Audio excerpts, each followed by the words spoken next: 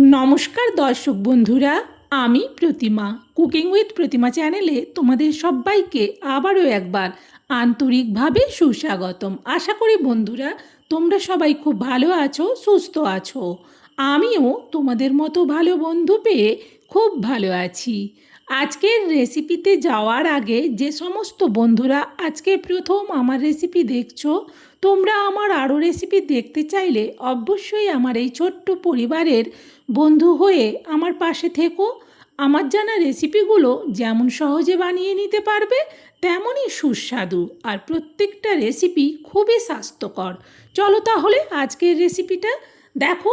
আজকে আমি কাতলা মাছের ঝোলের রেসিপি তোমাদের সাথে শেয়ার করব কালো জিরে ফোড়ন দিয়ে, ঝিঙে আর আলু দিয়ে। তার জন্যে আমি এখানে দুটো ঝিঙে নিচ্ছি আর দুটো মিডিয়াম সাইজের আলু নিচ্ছি। এখন এই ঝিঙে আর আলুটা কেটে ধুয়ে নিয়ে ফিরে আসছি। দেখো, আলু আর ঝিঙে কাটার পর ধুয়ে থালাতে আলাদা করে রেখেছি। আলুগুলো লম্বা লম্বা কেটেছি, তার সাথে ঝিঙেকেও লম্বা করে কেটেছি। আর ঝিঙের একটু জায়গা একটু খারাপ ছিল, কেটে বাদ দিয়েও সেই পুরো ঝিঙেটাই কিন্তু নিয়ে নিয়েছি। আর এই ঝিঙেতে দেব মাছ, কাতলা মাছ, সেই জন্যে আমি 4 পিস মাছ এই ঝিঙে আলু ধোয়ার সময় ধুয়ে নিয়েছি। এই মাছের ঝোলটা আমি কিভাবে বানাবো সেটা কিন্তু স্কিপ করে দেখো না, আমার সাথে থেকে পুরো রেসিপিটা দেখো। এখন মাছে দিয়ে দিচ্ছি পরিমাণ মতো লবণ আর দিচ্ছি পরিমাণ মতো হলুদ। এবার হাত দিয়ে মাছে আমি লবণ আর হলুদটা ভালো করে উল্টে পাল্টে মাখিয়ে নেব, যাতে মাছের কোনো জায়গা না ফাঁক থেকে যায়। এই প্রচণ্ড গরমে এইভাবে কালো জিরে ফোড়ন দিয়ে কাতলা মাছের ঝোলটা বানালে এই একটা রেসিপি দিয়েই কিন্তু সুন্দরভাবে সবাইয়ের ভাত খাওয়া হয়ে যাবে। লবণ হলুদ মাখানো হয়ে গেছে। এখন গ্যাস জেলে কড়া বসিয়ে দিয়ে কড়াতে দিয়ে দিচ্ছি তেল। এবার খুন্তি দিয়ে তেলটাকে একটু কড়ার উপর পর্যন্ত চাড়িয়ে নেবো, আর ততক্ষণে তেল আর কড়া ভালো করে গরমও হয়ে গেছে। দিয়ে দিচ্ছি অল্প হলুদ।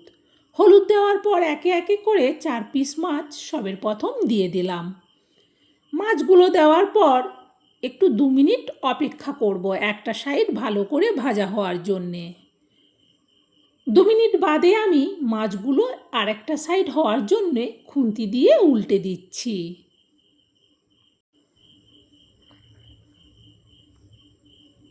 এইভাবে খুন্তি দিয়ে মাছগুলোকে ঘুরিয়ে ফিরিয়ে এই সাইড ওই সাইড সব দিক কিন্তু দেখে ভালো করে ভেজে নিয়েছি।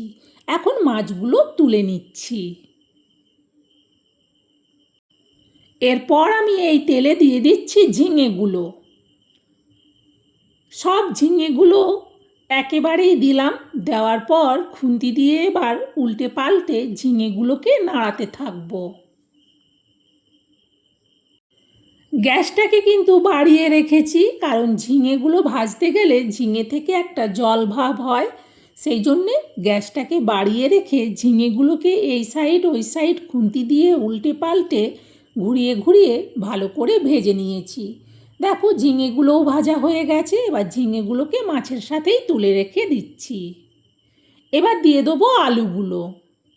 সব আলুগুলো দেওয়ার পর খুন্তি দিয়ে আবারও আলুগুলোকে উল্টে পাল্টে নাড়াতে থাকবো। প্রায় 2 মিনিটের মতো আলুগুলোকে ভাজলাম। এখন মাঝখানে একটু ফাঁক করে নিচ্ছি। এই তেলের মধ্যে দিয়ে দেবো কালো জিরে ফোড়ন।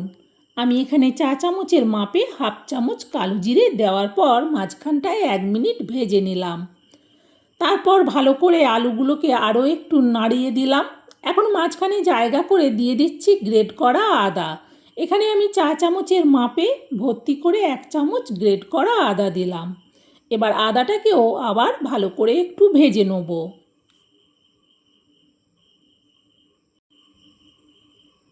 এখন এতে দিয়ে দিচ্ছি পরিমাণ মতো লবণ, আর দেব লবণের পরিমাণে অল্প একটুখানি চিনি। লবণ চিনি দেওয়ার পর আবারও খুন্তি দিয়ে সব কিছুকে একটু নাড়িয়ে নেব। এতে করে আলু আর আদাটাও ভালো করে ভাজা হয়ে যাবে। এখন এতে দিয়ে দিচ্ছি টমেটো। আমি একটা বড় সাইজের গোটা টমেটোকে ছোট ছোট করে কেটে নিয়েছি, পুরো টমেটোটা দিয়ে দিলাম। এবার খুন্তি দিয়ে আলুর সাথে টমেটোটাকেও মিশিয়ে নাড়াতে থাকবো।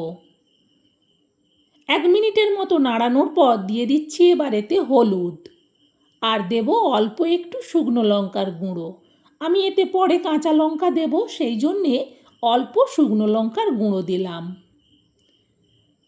ভালো করে সব কিছুকে মেশানোর পর এবার এতে দিয়ে দিচ্ছি একটা গোটা পেঁয়াজ কুচি। এবার পেঁয়াজ কুচিটা দেওয়ার পর ভালো করে এবার খুন্তি দিয়ে সব কিছুকে কষিয়ে নেব, যাতে পেঁয়াজটা টমেটোটা সব ভালো করে ভাজা হয়। সেই জন্যে ভালো করে সব কিছুকে দেখো কষিয়ে নিয়েছি। এবার এতে দিয়ে দেবো পরিমাণ মতো জল। যেহেতু আমি মাছের ঝোল বানাবো, সেই জন্যে জলটা একটু বেশি করেই দেবো। খুন্তি দিয়ে নাড়িয়ে দেখে নিলাম এতে আর জল দেব না। এবার এটা ঢেকে দেবো। গ্যাসটাকে একেবারে ফুল হাইতে করে দিলাম, তাহলে তাড়াতাড়ি ফুটে উঠবে। ফুটে ওঠার আওয়াজ হতেই আমি কিন্তু কড়ার থেকে ঢাকনাটা খুলছি। দেখো সুন্দরভাবে ঝোলটা ফুটে গেছে। খুন্তি দিয়ে একটু আগে নাড়িয়ে দেখে নিলাম। দেখে নেওয়ার পর এবার এতে দিয়ে দেবো মাছ আর ঝিঙেগুলো। সব মাছ আর ঝিঙেগুলো একেবারেই ঢেলে দিলাম। দেওয়ার পর খুন্তি দিয়ে ভালো করে সাইজ করে দিলাম। এবার এতে দিয়ে দেবো কয়েকটা কাঁচা লঙ্কা।